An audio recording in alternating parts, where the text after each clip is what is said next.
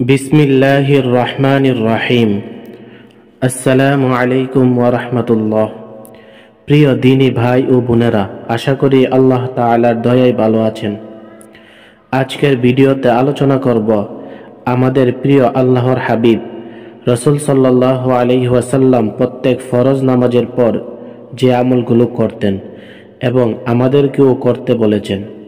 আমলগুলো খুবই ছোট, কিন্তু ফজিলতের বা সওয়াবের দিক দিয়ে অনেক বেশি।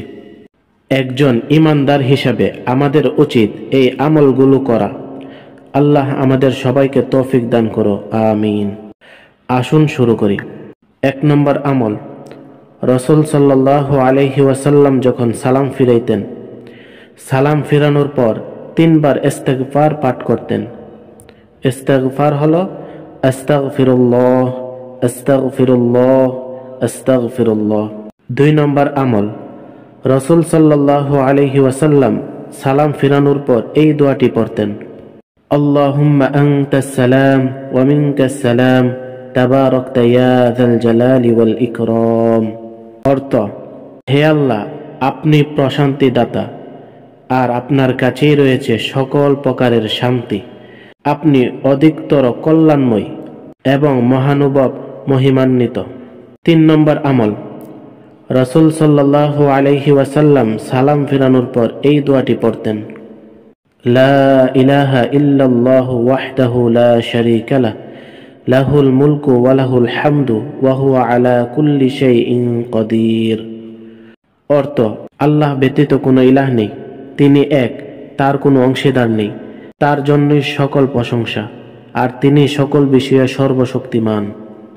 এটা বলার পর নবী সাল্লাল্লাহু আলাইহি ওয়াসাল্লাম আরো বলতেন, আল্লাহুম্মা লা মানিআ লিমা আ'তাইতা ওয়া লা মু'তিয়া লিমা মানা'তা ওয়া লা ইয়ানফা'ু যাল জাদ্দি মিনকাল জাদ। 4 নম্বর আমল, তারপর রাসূল সাল্লাল্লাহু আলাইহি ওয়াসাল্লাম এই আমলটি করতেন, 33 বার সুবহানাল্লাহ, 33 বার আলহামদুলিল্লাহ, 33 বার আল্লাহু আকবার, এবং একবার পড়তেন, লা ইলাহা ইল্লাল্লাহু ওয়াহদাহু লা শারীকা লাহ, লাহুল মুলকু ওয়া লাহুল হামদু ওয়া হুয়া আলা কুল্লি শাইইন কাদির। এর ফজিলত সম্পর্কে রাসূল সাল্লাল্লাহু আলাইহি ওয়াসাল্লাম বলেছেন, ফরজ সালাতের পর যে ব্যক্তি 33 বার সুবহানাল্লাহ, 33 বার আলহামদুলিল্লাহ, 33 বার আল্লাহু আকবার, এই হলো 99 বার, 100তম বার পড়বে লা ইলাহা ইল্লাল্লাহু ওয়াহদাহু লা শারীকা লাহ, লাহুল মুলকু ওয়া লাহুল হামদু ওয়া হুয়া আলা কুল্লি শাইইন কাদির। এটা পড়ার সাথে সাথে সমুদ্রের ফেনা পরিমাণ গুনাহ থাকলেও আল্লাহ তাআলা মাফ করে দিবেন, সুবহানাল্লাহ। 5 নম্বর আমল, রাসূল সাল্লাল্লাহু আলাইহি ওয়াসাল্লাম সালাম ফিরানোর পর এই দোয়াটি পড়তেন, আল্লাহুম্মা আ'ইন্নি আলা যিকরিকা ওয়া শুকরিকা ওয়া হুসনি ইবাদাতিক।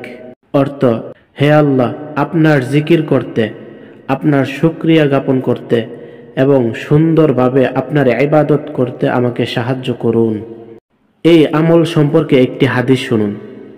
একবার রাসূলুল্লাহ সাল্লাল্লাহু আলাইহি ওয়াসাল্লাম মুআজ রাদিয়াল্লাহু তাআলা আনহুর হাত ধরে বললেন, হে মুআজ, আল্লাহর শপথ, আমি অবশ্যই তোমাকে ভালোবাসি। আবার বললেন, হে মুআজ, আল্লাহর শপথ, আমি অবশ্যই তোমাকে ভালোবাসি।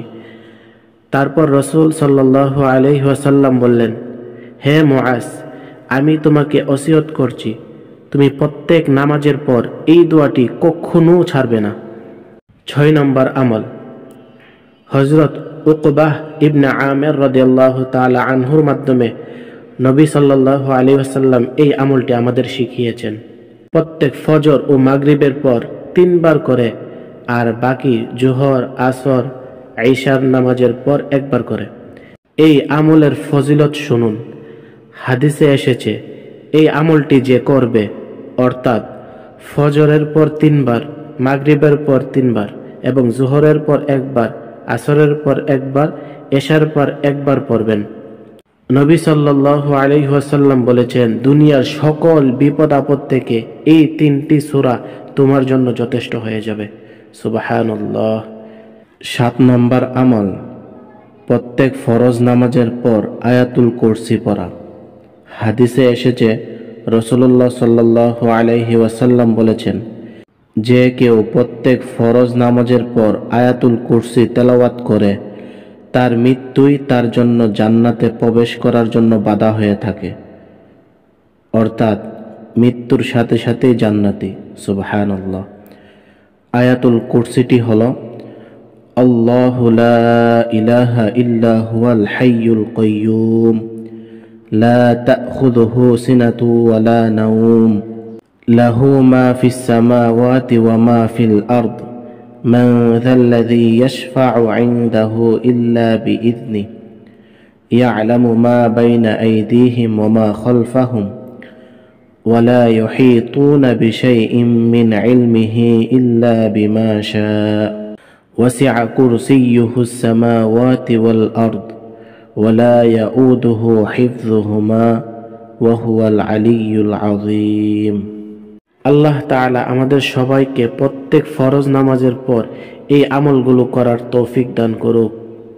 আমিন।